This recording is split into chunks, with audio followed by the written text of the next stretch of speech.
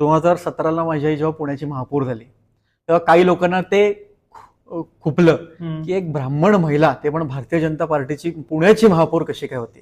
तेव्हापासून एक टिळकांच्या विरोधात जो अजेंडा चालू केलेला आहे तो आज ताग्यात चालू आहे. आणि म्हणूनच आज आपण जेव्हा बघतो की बाबा अशा प्रकारचे जेव्हा प्रश्न टिळकांच्या कॉन्ट्रीब्युशनवर उठवले जातात, इन फ्रीडम स्ट्रगल असू दे किंवा छत्रपती शिवाजी महाराजांबद्दलची त्यांचं जे काय उत्सव असेल त्याचं कॉन्ट्रीब्युशन असू दे.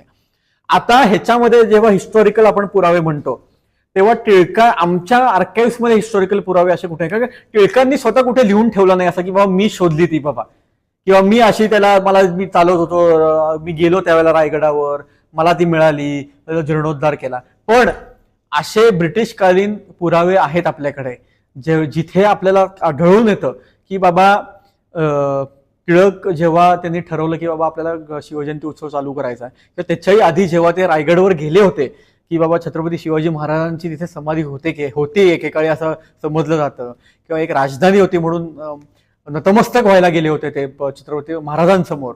तेव्हा तिथे अजूनही ब्रिटिश पुरावे आहेत की झाडी जंगलं आहेत तिथे काहीही कोणालाही तिथे वावर नाही, तिथे घाण पडलेली आहे.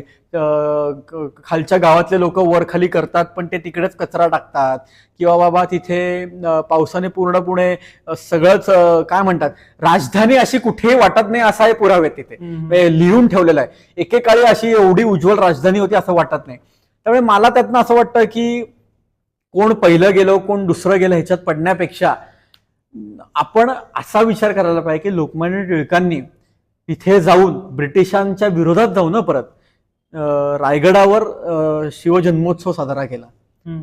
तेव्हा त्यांना परमिशन देत नव्हते, महाबळेश्वरवर होते लोकमान्य टिळक, तेव्हा त्यांना सांगितलं की आपल्याला रायगडावर परमिशन देत नाही शिवजन्मोत्सव साजरा करण्यासाठी.